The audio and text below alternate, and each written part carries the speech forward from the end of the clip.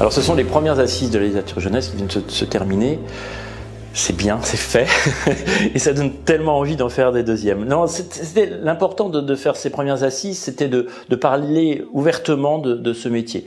Vous savez, c'est dans toutes les choses où on ne parle pas, où les gens sont un est contre celui-là, l'autre contre l'autre, etc. Et personne ne se parle, donc du coup tout ça s'envenime et il n'y a rien de clair. Là, l'idée c'était d'étaler le mieux possible, d'une façon excessivement pédagogique. Alors c'est vrai qu'on pourrait nous reprocher à la fin de ces assises qu'on a été un peu rapide sur toutes les professions, mais il y a tellement de professions autour de cette chaîne du livre en jeunesse qu'il a fallu juste signaler tout, partout où il y avait quelques petits problèmes et ils ont été signalés. Il y a quand même deux choses qui sont revenues vraiment d'une façon importante, c'est la formation à tous les niveaux, que ce soit chez les médiateurs, que ce soit à l'éducation nationale, que ce soit partout, c'était la formation. Et l'autre chose qui est très très intéressante et qui me plaît bien, parce que c'est quelque chose qui me tient beaucoup à cœur, c'est la reconnaissance. Cette reconnaissance aussi bien d'un auteur jeunesse par rapport à un adulte, d'un éditeur jeunesse par rapport à un éditeur adulte.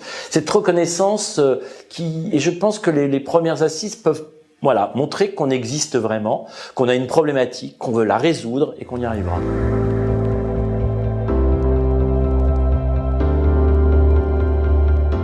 Nous, en tant que membres du syndicat national de l'édition, pour le bureau jeunesse, il nous semblait que c'était notre rôle d'être initiateur, avec la BNF bien sûr, mais avec aussi tous les autres acteurs du livre. Mais je pense que c'est un des rôles. Un des rôles du syndicat, c'est justement les assises, c'est de réfléchir sur les problématiques de ce métier. Ça sert à ça. Et donc, on a cette structure, fallait bien en profiter. On avait envie au sein du bureau de parler justement de tous les problèmes qu'il pouvait y avoir entre tous les acteurs de cette chaîne du livre, qui ne sont pas vraiment des problèmes, qui sont vraiment de la méconnaissance souvent. Vous savez, de dire oui, mais cette personne-là, et quoi elle sert dans la chaîne du livre, sinon d'être économiquement, prendre beaucoup d'argent, etc. Mais on ne sait pas ce qu'elle fait. Et donc l'idée, l'intérêt, c'était effectivement de savoir ce que chacun faisait, comment il le traitait, comment il le travaillait, et on s'est aperçu que tous avaient une passion, la même passion, c'est-à-dire de promouvoir ce livre, de le défendre, de le vendre, d'en parler, etc., de faire lire les livres. Donc tout le monde a la même, c'est ça qui est incroyable. À la fin d'une journée comme ça, on a l'impression que tout le monde est d'accord, qu'on doit y aller et qu'on doit continuer. À partir de là, on va essayer de trouver des solutions là où on a pointé des problèmes.